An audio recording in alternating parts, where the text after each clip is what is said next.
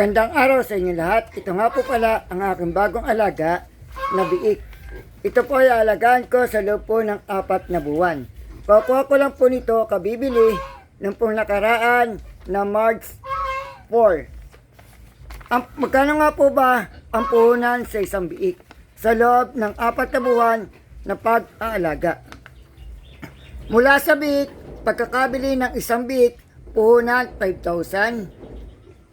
Pre-starter 25 kilo, isang sako. Ang brand ay luntian 1,450. Sa loob po ito ng isang buwan. Starter 50 kilo, isang sako. Sa isang buwan din po, puhunan 1,800. Grower 50 kilo, isang sako. Ang brand po nito ay luntian din. Ito po ay isang buwan din pong gagamitin, 1,700.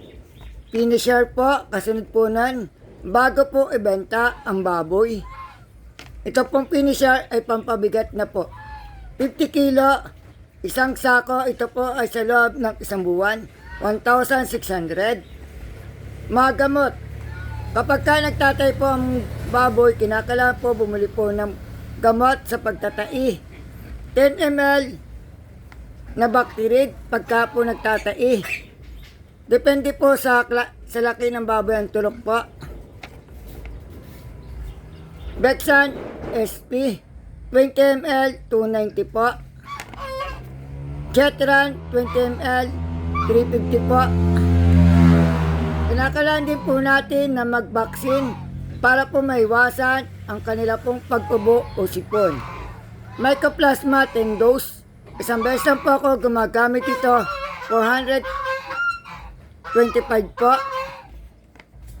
Pag cholera, ito po vaccine din po, 20 dose.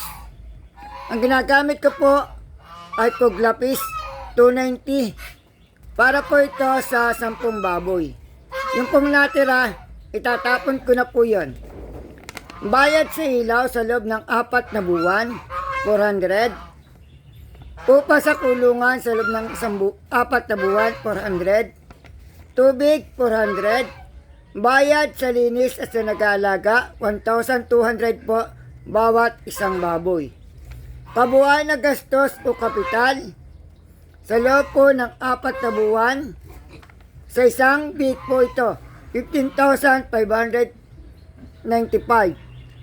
Kapag ka po 160 ang unan ang baboy po sa partner, ang timbang lamang po ay 90, ay lugi po ang nag-aalaga.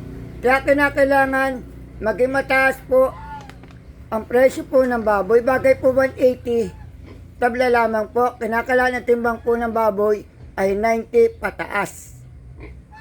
Ito po ang aking bagong alaga na biik. Ako po ay nagsisimula lang po muli.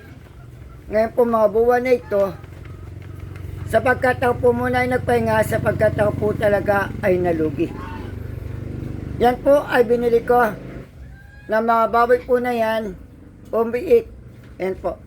Ang bawat isa po niyan ay 5,000 ang puhunan ko po. Nakaubos na po ako ng 4 na sako na pre-starter. Ang gamit ko po ay luntian po lamang. Maraming po salamat. Magandang buhay po sa inyong lahat. Ito po pala, alaga ko po mga biik. Kabibili ko po nito ngayon lamang pong March 4. 2 linggo na po yan sa akin. Ang pagkain po nila ay luntian. Pre-starter po yan. Magpapubos po ako ng 5 sako. Sapagkat yan po ay 5 po bali lahat. Ayan. Meron po talagang bansot. Yan po, 1, 2. Pero lalaki po yan. Kasi ako po ay nagturok na po ng vaccine. Mycoplasma po para maiwasan po ang pagkaroon po ng pneumonia at tubo po at sipon ng baboy. Ayan. Hindi pa po ako nagtuturok ng mycoplasma. Nagturok na po pala ako ng mycoplasma. Hindi na po ako magtuturok ng PRRS. Dahil napakamahal po nun.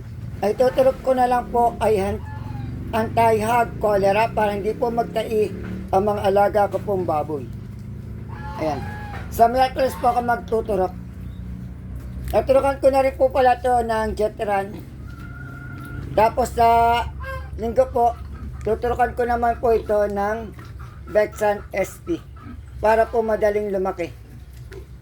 Yan po. Magandang araw po sa inyo lahat. Kung nagustuhan nyo nga po pala ang akin pong vlog sa araw na to, like, share, and subscribe. Malaking tulong na po to para po sa aming mga content creator.